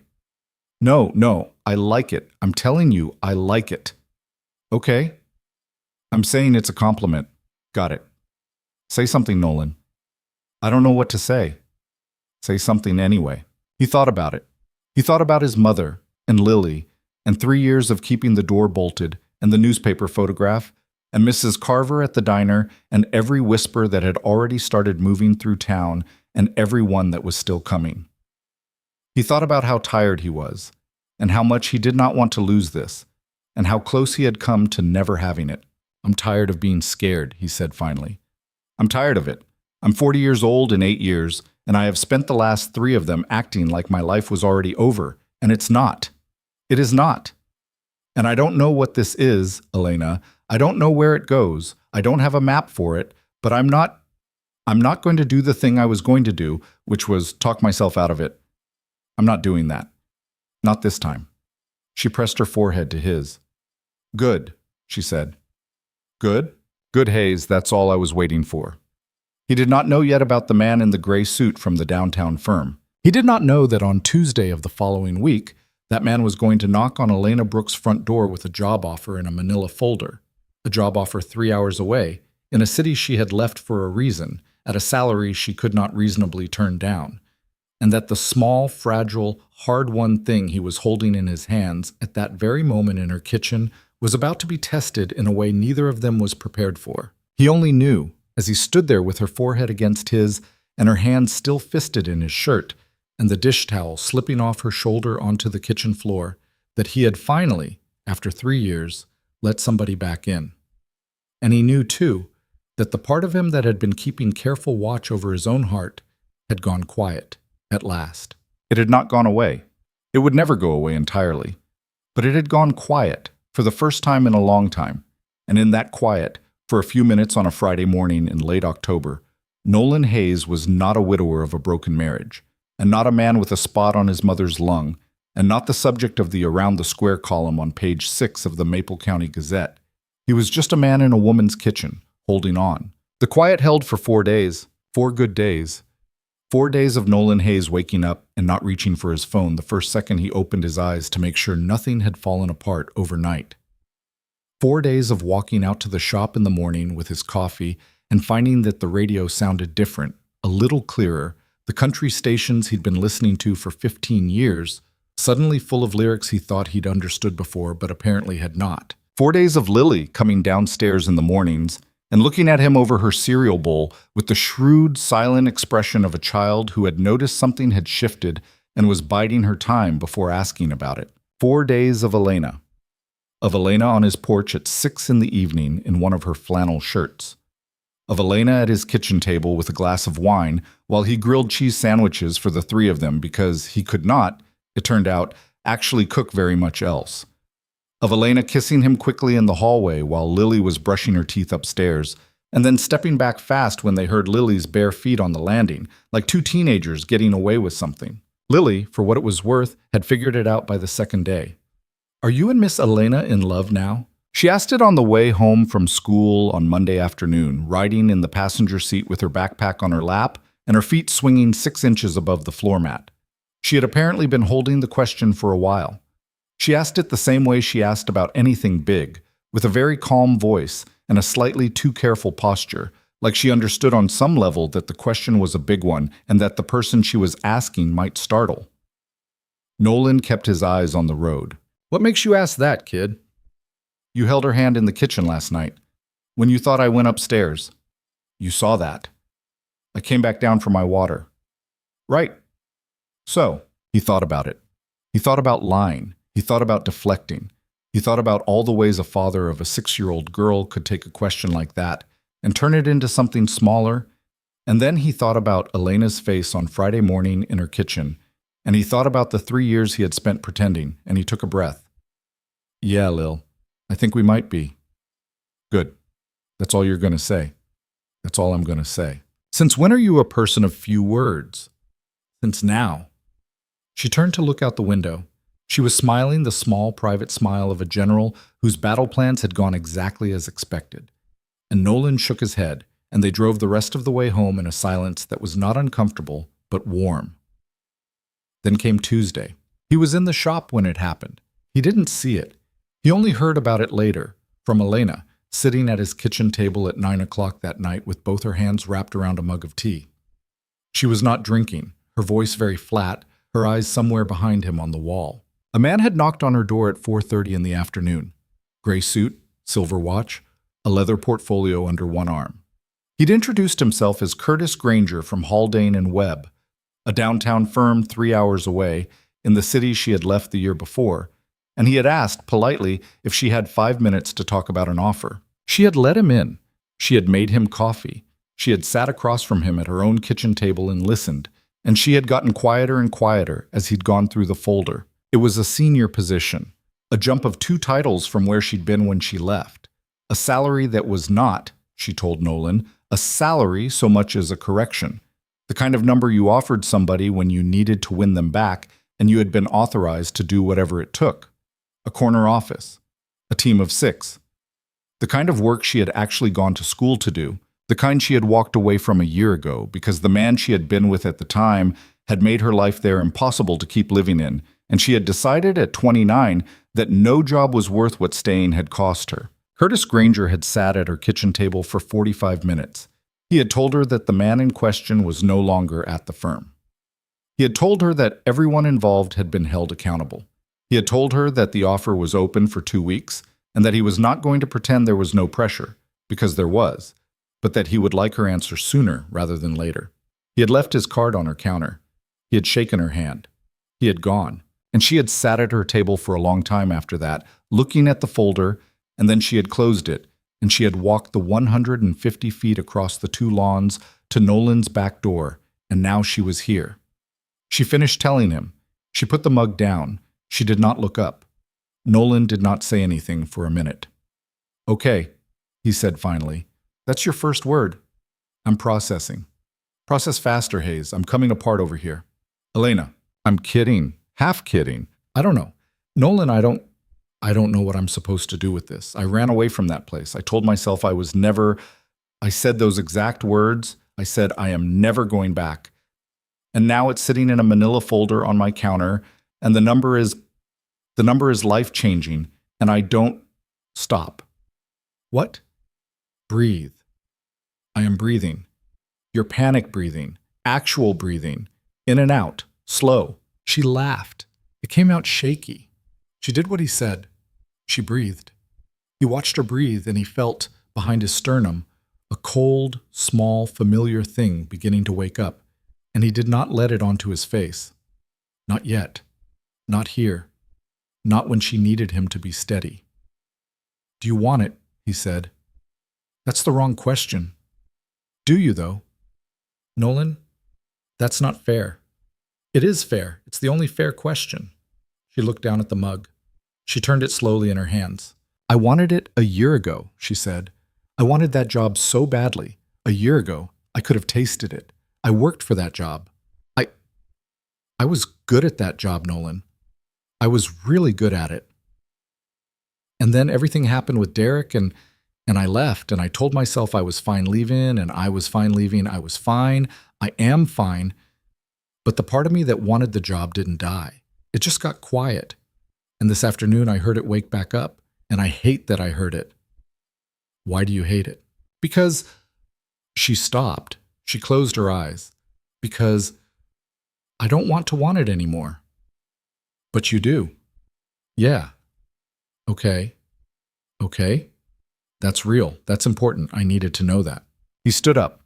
He went to the stove and turned the burner off under the kettle that had long since stopped whistling. He did it mostly to have something to do with his hands. When he turned back around, she was watching him with the guarded expression of a person who was waiting to find out how much damage had just been done. He sat back down. "You should take the weekend with it," he said. "Don't make a decision tonight. Don't make a decision tomorrow. Think about it." "Nolan, let me finish. I'm trying to say the right thing here, and I'm not good at this, so let me say it." "Okay. If you want this job, you should take it. I mean that. I'm not going to be the guy who stands in the way of a thing you wanted. I'm not going to do that to you. The last 3 years of my life have been built on the assumption that every good thing gets taken away eventually, and I'm not going to pass that down to you. I'm not going to make you small to keep you here." "Nolan, let me..." "No, you let me. You're doing the thing." "What thing?" "You're doing the thing where you're trying to be noble so you don't have to be honest. I know that voice, Hayes. I've heard it twice. I'm not doing it this time." "Elena, tell me how you actually feel." He could not look at her. "Tell me." He looked at the table. He ran his thumb along the grain of it. He had built this table 4 years ago out of reclaimed oak from a barn his uncle had torn down, and he had sanded it down to glass. And he had put 6 coats of finish on it, and Lily had eaten her breakfast at it every morning of her life for as long as she could remember. He kept his eyes on the grain. He spoke slowly. "I don't want you to go." "Thank you." "I don't want you to go, Elena. I don't want to do this again. I was doing okay. I was. I had my system. I had the house. I had Lily. I had my shop. I had my mother on the phone every Sunday, and I had a life, and it wasn't a full life, but it was a life I could keep. And then you moved in next door, and Lily fell in love with you in 11 days, and I fell in love with you in some amount of time I am not going to say out loud because it's embarrassing. And now you're sitting at my kitchen table telling me there's a folder on your counter from a city 3 hours away. And the thing I'm feeling, Elena, is the exact same thing I felt the night my wife told me she was leaving, which is that I am about to lose another person, and I do not know how to survive that twice. She did not say anything. Her eyes were full. So that's the honest version, he said. That's the one you asked for. I'm not saying it to guilt you. I'm saying it because you asked. If you want the job, you take the job. If you stay because you want to stay, not because I begged you. That's all. That's all I've got. She breathed out. It sounded like it cost her something. Okay, she said. Okay. Okay, Nolan. She stood up. She walked around the table. She put her hands on his shoulders, and she pressed her forehead to the top of his head, and he closed his eyes, and they stayed like that for a long minute, and neither of them said anything, and the kitchen clock ticked, and somewhere upstairs Lily rolled over in her sleep and said something unintelligible into her pillow. I'm going home, Elena said. Okay. I'm not going home as in going home. I'm going home as in my house tonight. I need to think. I need to sit with it. Okay. I love you. She said it fast. She said it like she had been holding it for longer than she wanted to admit, and had decided in that kitchen that she was not going to keep holding it. He opened his eyes. He looked up at her. I love you, he said. She smiled. It was a small, wet smile.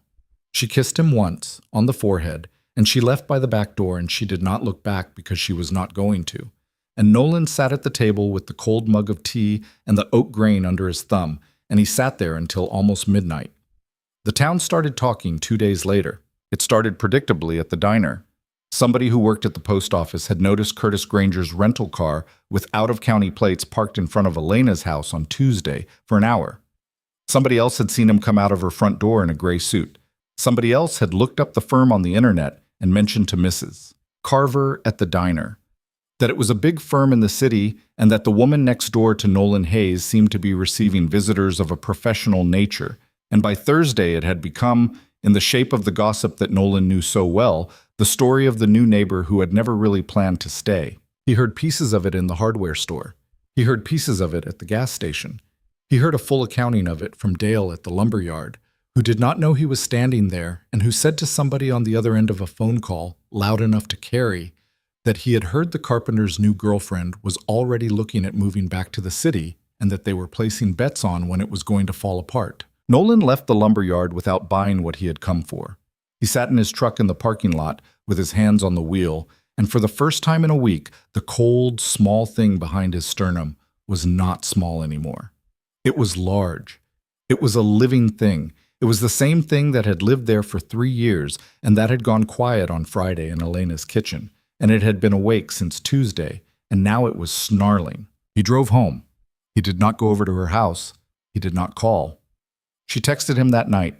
She said, "Can I come over tomorrow after Lily's asleep?" He wrote back, "Yes," that was all. She came Friday at 9. She knocked on his back door. He let her in.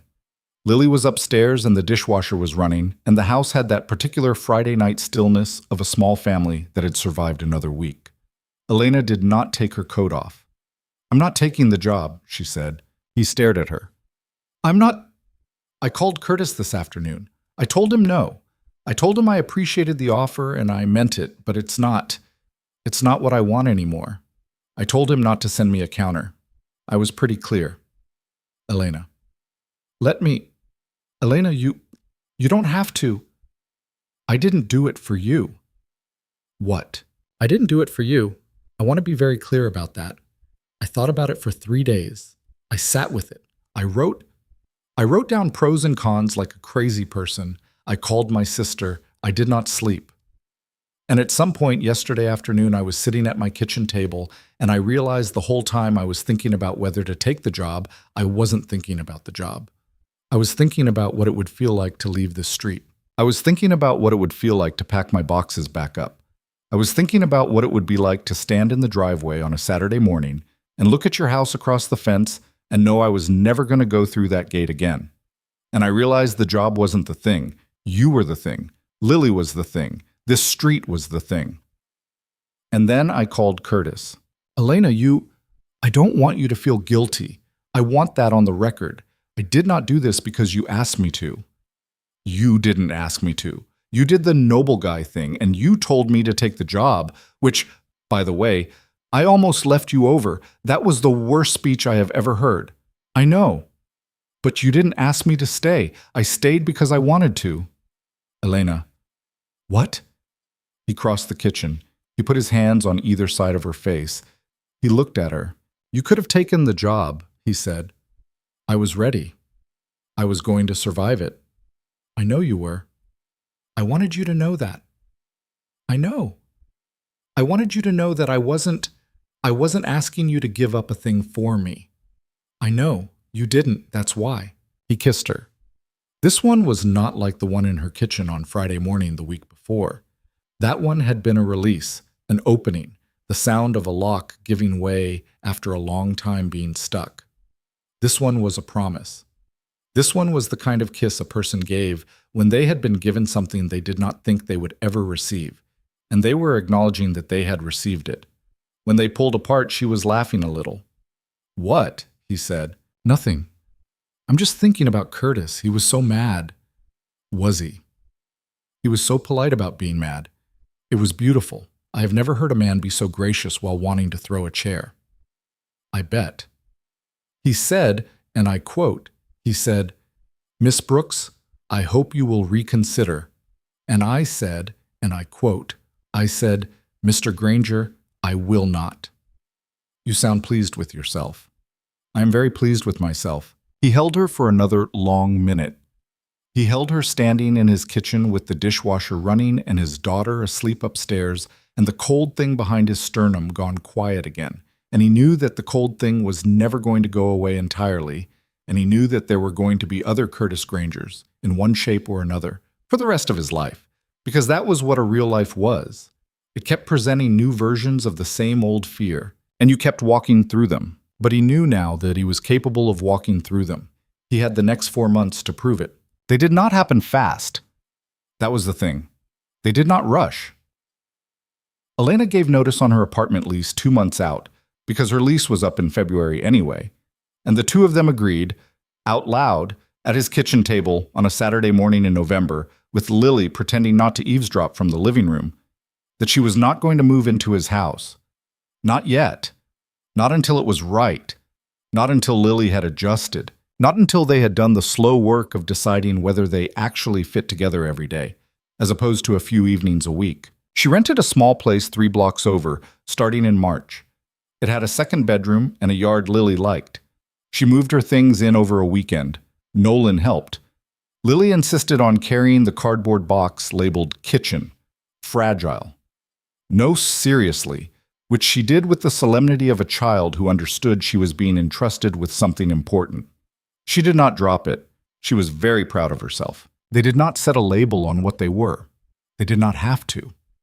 The town had already done that for them, and after about 4 weeks, the town had gotten bored and moved on to a story about somebody's cousin in Millerton who had been caught selling antique clocks that were not actually antique, and Nolan and Elena were allowed finally to exist without being a topic. His mother came to visit in February. She stayed 4 days. She met Elena on the second day, over dinner at Nolan's house. Elena burned the first batch of biscuits. His mother laughed until she cried, not at Elena, but with her. And when Nolan drove his mother to the train station on the 4th morning, his mother had said, as she was getting out of the truck, "She's good, Nolan. She's a good one. Don't you mess this up." And Nolan had said, "I'm going to try not to." And his mother had said, "Try harder than that." He tried harder than that. There were fights. There were real fights. The way there are always real fights when two adults with their own histories try to build something shared. They argued about how to handle Lily. Elena had opinions. Elena had always had opinions. And Elena was not always right. And sometimes Nolan had to be the one to say so. And sometimes she had to hear it. They argued about how much of her mail she was leaving at his house. They had a bad fight in early April about a family dinner with his sister that had gone sideways, where his sister had asked Elena, in that cheerful, sharp-edged way she had, whether Elena and Nolan were planning to have kids of their own, and Elena had gone very still, and the dinner had not recovered. They had fought about it in the car on the way home. They had fought about it on the sidewalk outside of Nolan's house. They had fought about it long enough that Lily, who was not in the car, called Nolan from Elena's phone, which Elena had left inside, to ask when Elena was coming in because they had been outside a really long time and the spaghetti was getting cold. They had come inside. They had eaten spaghetti. They had apologized to each other later at 9 at night, standing in Nolan's kitchen, Elena with her arms wrapped tight around herself and Nolan with his hands in his back pockets. And neither of them had said the perfect thing, because neither of them ever said the perfect thing, but they had said true things, and that was, it turned out, what a real relationship was.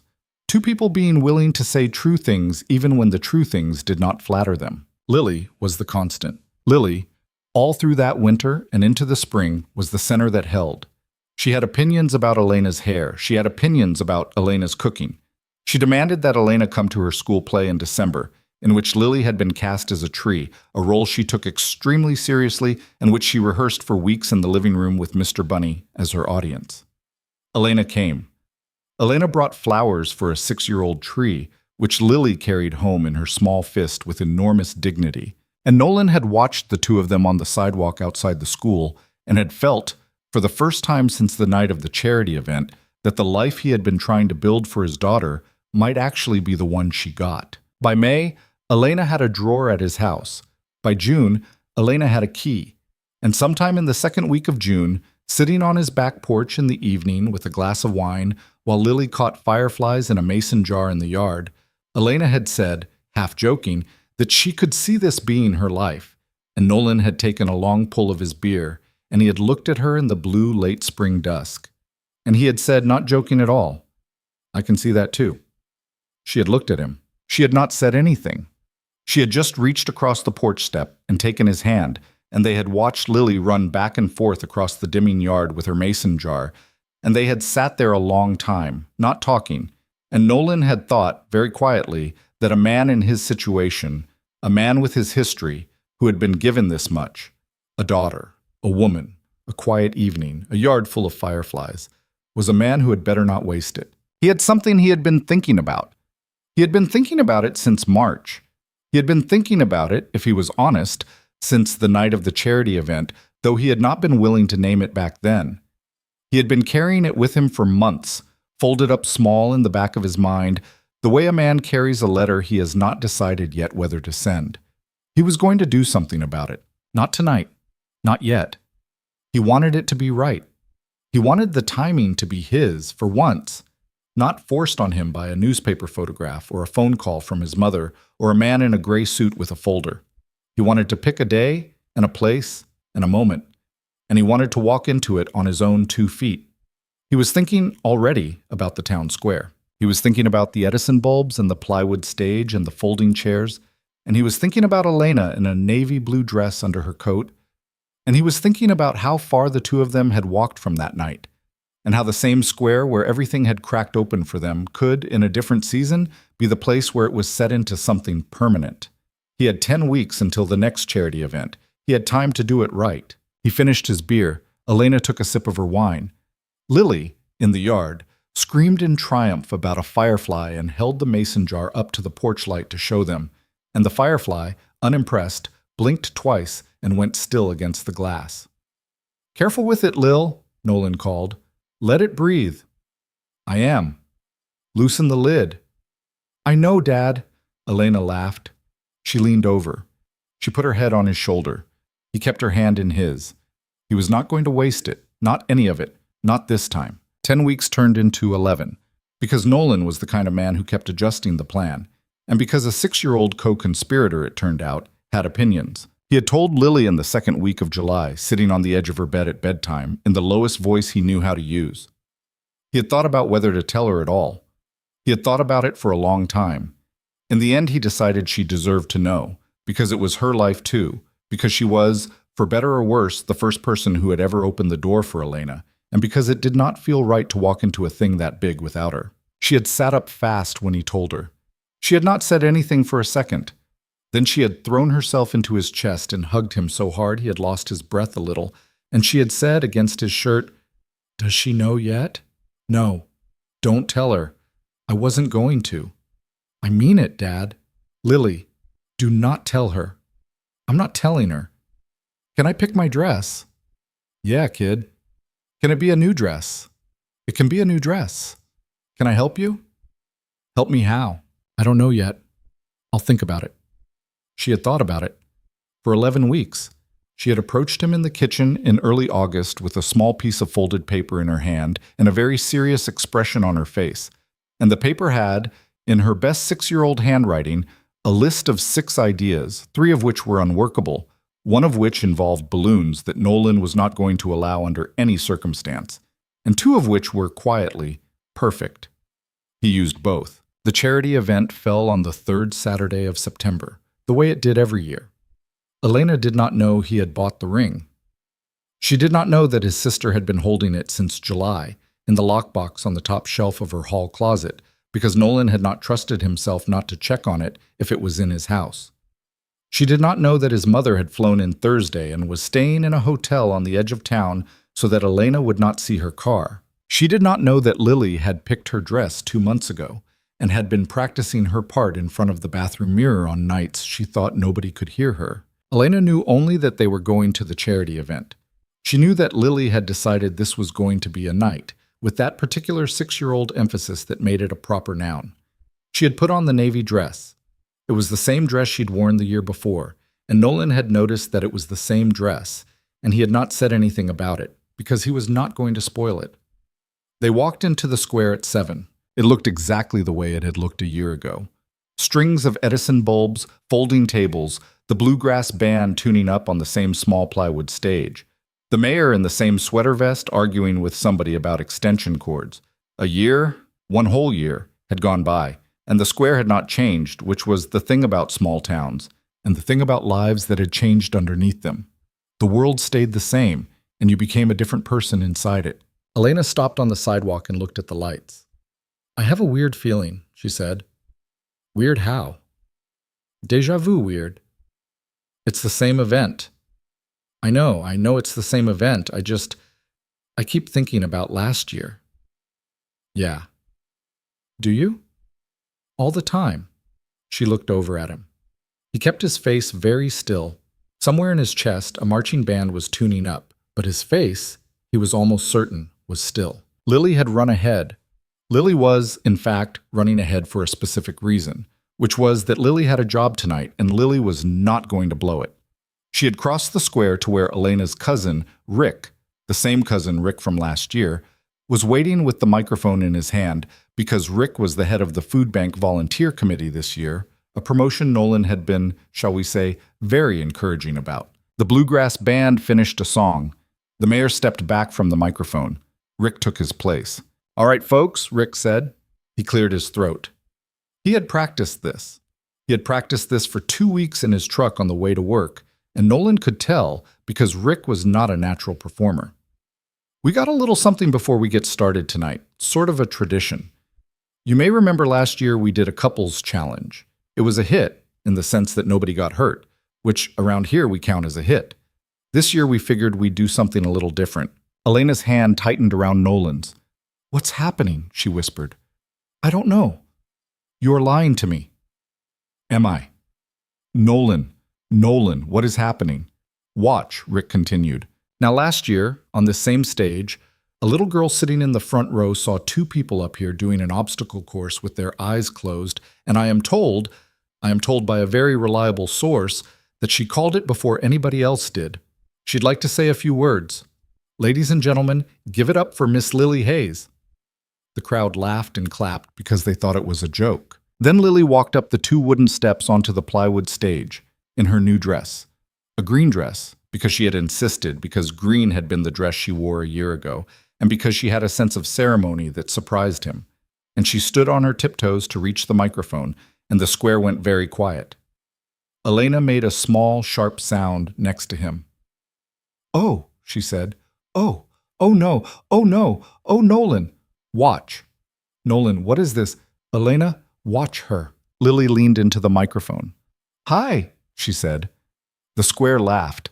I'm Lily, she said. I'm 7. My birthday was in March. I have a note. She pulled a folded piece of paper out of the little pocket of her dress. She unfolded it. She had practiced this. Nolan knew so many times in front of the bathroom mirror that he had been able to hear the muffled rhythm of it through the door at night. And she had still insisted on bringing the paper, because she was 7 and she was not taking any chances. A year ago, Lily read carefully, my dad came up here with Miss Elena. They did the blindfold thing. My dad caught her before she fell. I saw it from the front row. I knew then. She paused. She looked up from the paper. Her small face was flushed. I knew then, she said again, not reading, just saying it, that he loved her. Elena's hand was trembling in Nolan's. Lily went back to the paper. My dad has been by himself for a long time. He was by himself when it was just me. He said that was enough. But then Miss Elena came over for cookies and she taught me that butter has to be cold. And she came to my school play when I was a tree, and she let me pick the music in her car, and she is my friend. She is also my dad's friend. But she is my friend first because I picked her first. The crowd was laughing. Also, unmistakably, people were crying. Nolan could hear it. A woman behind him was sniffling. Mrs. Carver, somewhere in the back, had stopped pretending to ring up baked goods at the bake sale table and was just watching with her hand over her mouth. Lily folded the paper. She looked out into the crowd. She found her father's face. She found Elena's face. She took a breath. Miss Elena, she said, can you come up here? Elena did not move. Miss Elena, Lily said again, patient. It's okay. Elena's head turned very slowly toward Nolan. Nolan, she whispered, go. Nolan, go on, Elena. You are a dead man, Hayes. Probably. She walked up the steps. Her legs were not steady. Lily took her hand and pulled her gently to the center of the plywood, under the strings of Edison bulbs, in exactly the same spot where Nolan had caught her a year ago, and the crowd made a sound that was somewhere between a laugh and a held breath. Nolan followed her up. He had not planned to do it this way. He had planned to be steadier. He had planned, in his head, to walk up there with the poise of a man who knew exactly what he was doing. But his hands were shaking, and his heart was doing something inappropriate in his chest. And when he got to the top of the steps and saw Elena standing under the lights with her eyes full and Lily's hand in hers, he understood that steadiness had never been part of this. Steadiness was not what he had to offer. What he had to offer was the truth. He took Elena's other hand. Nolan, she said, Nolan, what are you doing? Just let me get through this, okay? Let me get through this, okay? Elena. Yeah. A year ago we stood right here. Yeah. And I caught you, and I tucked your hair behind your ear, and I did not sleep that night because I knew something had happened to me, and I spent the next month pretending it hadn't. I know. I was scared. I know. I'm still scared, a little. I want to be honest. I want to be honest about this in front of all these people, because I am not a man who knows how to lie gracefully, and I do not want to start tonight. I was scared a year ago, and I am a little scared now, and I think I am going to be scared for the rest of my life, because the thing about loving somebody is that you are signing up to be scared of losing them every single day until one of you dies.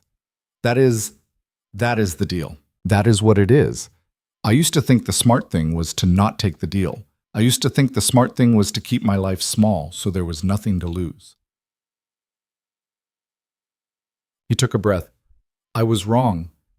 Elena was crying, not loudly, quietly, the way she cried, with her mouth pressed shut and her shoulders very still, and Nolan's throat was doing something that was going to become a problem if he did not keep moving. I thought the biggest risk of my life was going to be falling for you, he said. Turns out it wasn't. Turns out the biggest risk would have been almost letting you go. And I almost did. Last October, with that folder on your counter, I almost did the exact thing I've been doing my whole life, which was to talk myself out of the best thing in front of me because I was too tired to be brave. And you stayed anyway. You stayed anyway, and you loved me through it. And you love my daughter through it. And I don't have a lot to give you, Elena. I'm a carpenter in a small town. I'm not anybody's idea of a catch, but I can give you this. I can promise you that I am not going to waste another day of whatever I have left. I'm not going to be careful with this. Not anymore. He reached into his jacket pocket. The square had gone so quiet he could hear the wind in the string lights. Elena Brooks. Nolan, oh my! Elena Brooks, will you marry me? He held out the ring. It was not a flashy ring. It had been his grandmother's, reset by a jeweler 2 towns over, and it was small and old and plain, and it was, he knew, exactly the kind of ring she would have picked if anyone had asked her. His hand was not steady. He was not going to pretend it was. Elena looked at the ring. She looked at him. She looked at Lily, who was standing between them holding both their hands, beaming, the folded piece of paper still clutched in her small fist. Yes, Elena said. Yes, you idiot. Yes. The square broke open. Applause and people shouting, and somebody at the bake sale table actually putting her fingers in her mouth and whistling, and the bluegrass band, who had apparently been in on it. Nolan did not know for sure, but he suspected strongly, striking up the first bars of something cheerful and fast. Elena threw her arms around his neck. He slid the ring onto her finger and discovered, to his own surprise, that his hands were steadier now than they had been a minute before. The way a man's hands sometimes are once the worst part is over. Lily wedged herself between their knees and hugged them both at once. A 3-person tangle in the middle of a plywood stage under 1,000 Edison bulbs. And for a long time, none of them could have said a coherent sentence if they had been asked. His mother, it turned out, had come. She had been standing in the back the whole time. She walked up to them after, in the crowd, and did not say anything at all. She was not a woman who needed to. She just put her hand on Elena's cheek and pressed her forehead to Elena's for a second, and Elena closed her eyes. And Nolan, watching the 2 women on either side of him, understood that his life had, at some point in the last 12 months, become a different shape than the one he had been carrying around. It took a long time to get off the square. Everyone wanted to say something. Mrs. Carver from the diner, who had handed him the newspaper on a cold Friday morning a year ago and called him hon in a voice pitched to Carrie, was the first to reach them, and she hugged Elena and did not say anything, and only patted Nolan's shoulder once on the way out of the hug. And that, from Mrs. Carver, was the kind of thing a man remembered. Dale from the lumberyard was there. Janet from up the street, the librarian, the woman from the post office whose name Elena still did not know. It was the whole town, or enough of the town that it felt like the whole town, and Nolan, who had spent 3 years trying to make himself invisible in these same streets, let himself be seen. They walked home at almost 11. Lily had fallen asleep at some point, somewhere between the bake sale and the bandstand, and Nolan carried her over his shoulder the way he had the year before, her legs dangling, Mr. Bunny, older now, one ear coming loose at the seam, tucked under her arm. Elena walked beside him, her ring hand tucked into the crook of his elbow, and neither of them said anything for a block, because neither of them needed to. At the crack in the sidewalk where her walk had once diverged from his, she stopped. "This is the spot," she said. "What spot?" "This is where we said goodnight last year. I remember this crack. I remember thinking I was going to lose my mind all the way home." "Me too." "Did you know?" "Know what?" "That we were going to end up here." He thought about it. He thought about the woman in one rain boot arguing with a raccoon. He thought about the casserole dish with the red lid.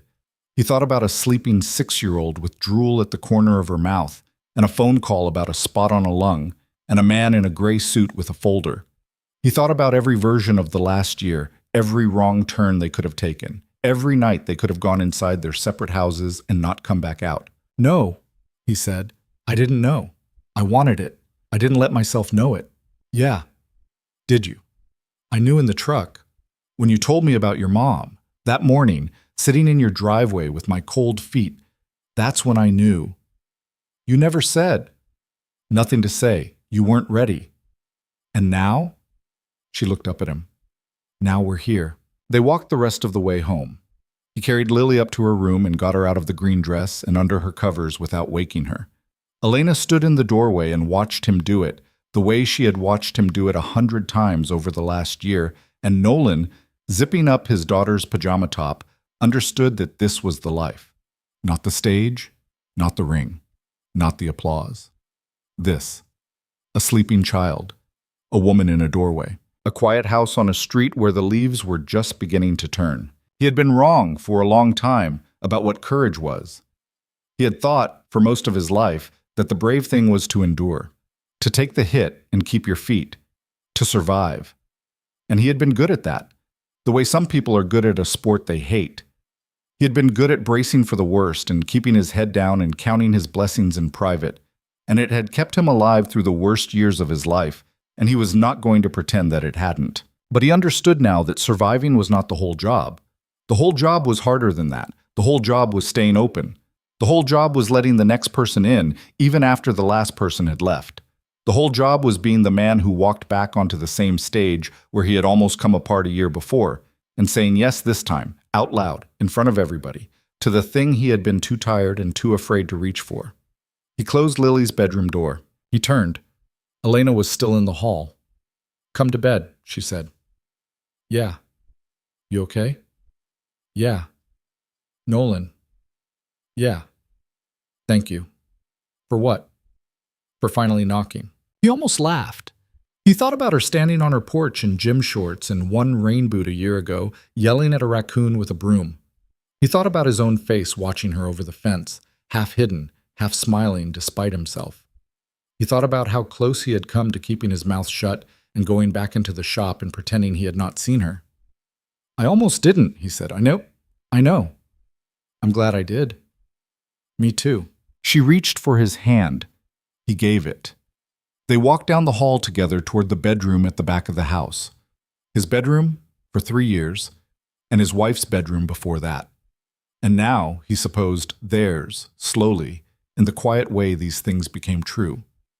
And somewhere outside, across the fence, a light was on in the kitchen of a small house where a woman had once lived alone and was going to spend less and less time in the coming months, because a different house had become the one she came home to. The story was going to keep happening after that night. Of course, real lives do not end at the good moment. They keep going. There would be a wedding in the spring, small, at the courthouse, with his mother there and his sister there and Lily as the only attendant, in a green dress, carrying a single flower because she had refused to carry more than one. There would be an argument that same summer about a wall Nolan wanted to knock down between the kitchen and the dining room, which Elena lost and then won and then lost again. There would be another charity night, a year after that, at which they would stand in the crowd holding hands, and Nolan would notice, with the particular pride of a man whose life had widened, that he was no longer looking for the exits. But the thing that mattered, the thing that was the point, had happened on a plywood stage on a cold September night. It had happened when a man who had spent 3 years locked inside his own carefulness stood in front of the woman he loved and said out loud that he had been wrong about how to live. It had happened when his 7-year-old daughter had pulled a folded piece of paper from her pocket and told the truth about something she had known all along. It had happened when a woman had said yes, not once, not twice, but every day before that, in 100 small ways, by staying. Nolan had been wrong about what the biggest risk was. He had thought for most of his life that the biggest risk was loving somebody and losing them. He understood now that the biggest risk had been the one he had almost taken, the risk of not loving her, of letting her go, of choosing the small, safe life over the big, frightening one. And he understood that the people who kept you alive in the end were the ones who refused to let you do that. Lily had refused. Elena had refused.